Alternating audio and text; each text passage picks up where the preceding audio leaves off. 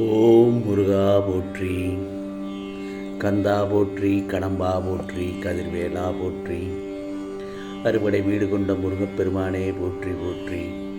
என் செல்ல பிள்ளையே, இந்த முருகப்பெருமானின் வேலை பார்த்த வேளையில் நீ விரும்பியது நிச்சயமாக கிடைக்கும். இது ஒரு நல்ல அதிர்ஷ்டம்தான் என் செல்லமே. இந்த வாய்ப்பை மட்டும் தவற விட்டு விடாதே. நீ என்னிடம் கேட்டது போல உனக்கான வாழ்க்கையில் சில மாற்றங்களை நிச்சயமாக செய்துள்ளேன். இதன் பிறகாவது நீ அவற்றில் முழுமையான கவனத்தை செலுத்தி நீ நினைத்தது போல எல்லாவற்றையும் சரிவர செய்து அதில் வெற்றி பெற முயற்சி செய். வாழ்க்கை எப்போதுமே எளிதாக இருந்து விடாது. இங்கு ஒவ்வொருவரும் கடினமாக உழைத்து வருகிறார்கள். நீயும் உன் மனதை ஒருமுகப்படுத்தி உனது உழைப்பில் கவனம் செலுத்து. விரைவில் நீ நினைத்ததை விட மேலாக வெற்றி அடைவாய் என் செல்லமே. எனக்காக நீ காத்திருப்பாய் என்பது எனக்கு நன்றாக தெரியும். உனக்காக இப்போது நான் வந்திருக்கிறேன்.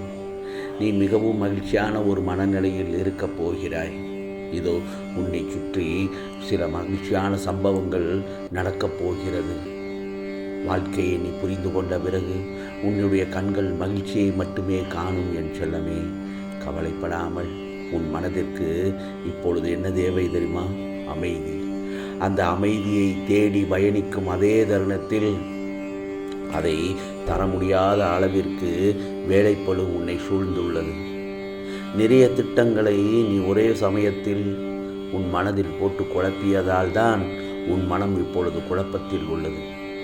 இதோ சரி செய்ய இந்த முருகப்பெருமான் எல்லாவற்றையும் மனதில் போட்டு குழப்பாமல் நான் சொல்வதை ஒவ்வொன்றாக முடிப்பதற்கு முடிவெடு.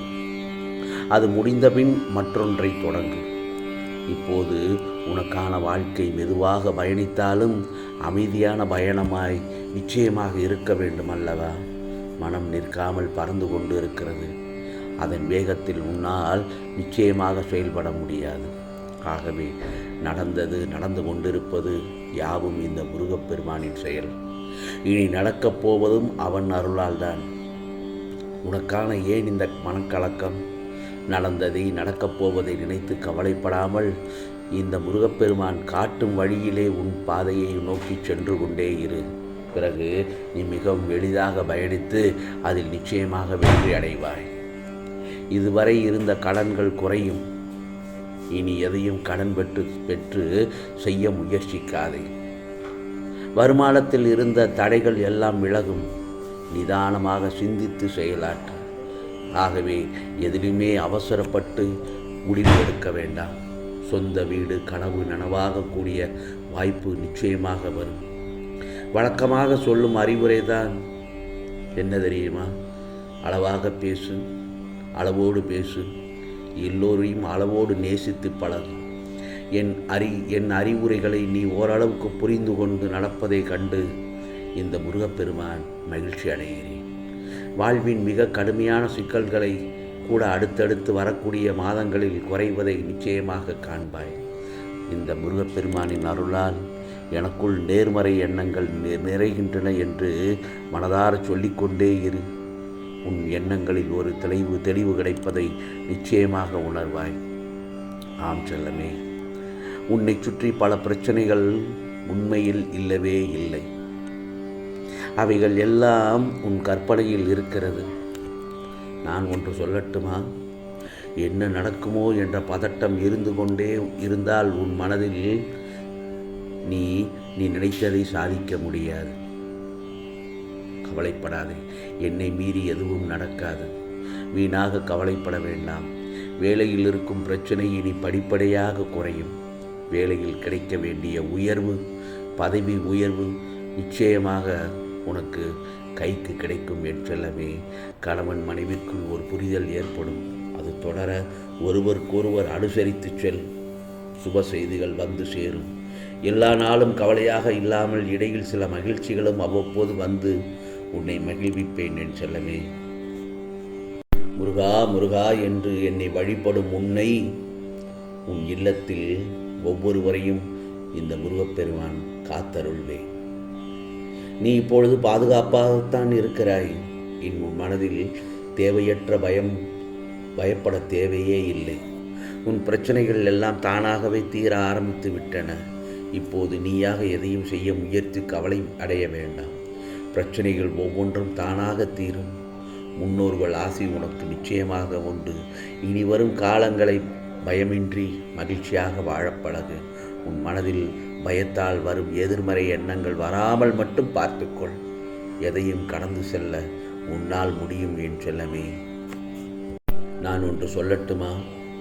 உன் வாழ்வில் 2 முக்கியமான நிகழ்வுகள் நடக்கப் போகின்றன. ஒன்று, எதற்காக நீ இந்த பிறவி எடுத்தாயோ அந்த நோக்கத்தை நோக்கி உன்னுடைய பயணம் ஆரம்பமாகப் போகிறது. 2வது, உன்னுடைய மிக முக்கியமான கர்ம வினை ஒன்று தீரப்போகிறது. இவையெல்லாம் தீர்வது உனக்கு எப்படி தெரியும் என்றால், உனக்கு துன்பம் தந்து கொண்டிருந்த ஒன்றிலிருந்து துன்பம் குறைவதை நீ காண்பாய். மனம் அமைதி அடைவதை நீ உணர்வாய். இந்த 2 நிகழ்வுகளால் நீ மகிழ்ச்சியின் பாதையில் பயணிக்கப் போகிறாய். முருகா, எப்போது சில மாறுதல்களை நீ பக்குவத்துடன் ஏற்றுக்கொண்டு மாற அனுமதித்தாயோ அப்போதே உனக்கான மாற்றங்கள் ஆரம்பித்து விட்டன. உனக்கு கிடைக்க வேண்டிய நியாயமான வெற்றிகளை இப்போது நீ சொல்லும் பாதைகள் நிச்சயமாக பெறப்போகிறாய். வேகமாக அடைந்த வெற்றி வந்த வேகத்திலேயே சென்றுவிடும். இப்போது நிதானமாக நீ அடைவதை நீடித்து இருக்கும். ஆகவே மனதை மாற்றாமல் இப்போது நீ புரிந்து கொண்டு நேர்மறையாக செயல்படும் வழியிலேயே செல். நிச்சயமாக நல்லது நடக்கும். எந்த ஒரு இடத்திலும் உன்னை கெடுக்க பலர் இருந்தாலும் அதே இடத்தில் உனக்காக ஒருவனை நான் நிறுத்துவேன். எனது தீவிர பக்தனை ஒருபோதும் நிலைகுலைய விட மாட்டேன் என் செல்லமே. உனக்காக எந்த ரூபத்திலும் வந்து 1000 கரம் கொண்டு உன்னை காப்பேன். உன் மனதுக்கு நிம்மதியை தரும் மாற்றங்கள் தான் உன் வாழ்வில் இப்போது நடக்கின்றன. விரைவில் உன் மனம் எதிர்பார்த்த அந்த நிம்மதியான வாழ்வை நீ வாழப்போகிறாய். இல்லத்தில் உள்ள பிரச்சனைகள் எல்லாம் முடிவுக்கு வரப்போகிறது. உன் உள்ளத்தில் அடுத்து என்ன செய்ய வேண்டும் என்று தெளிவான சிந்தனைகளும் பிறக்கப் போகிறது. கவலைப்படாதே என் செல்லமே. ஆகவே இன்பமயமான வாழ்க்கை இந்த நிமிடத்திலிருந்து ஆரம்பமாகிவிட்டது. உன் துன்பங்கள் முடிந்துவிட்டது. இனி எல்லாம் சுகமே.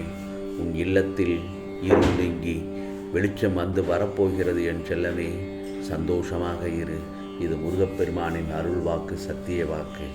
உனக்கானதெல்லாம் நல்லது நடக்கும். நல்லது மட்டுமே நடக்கும். அதுவும் நன்மையாகவே நடக்கும்.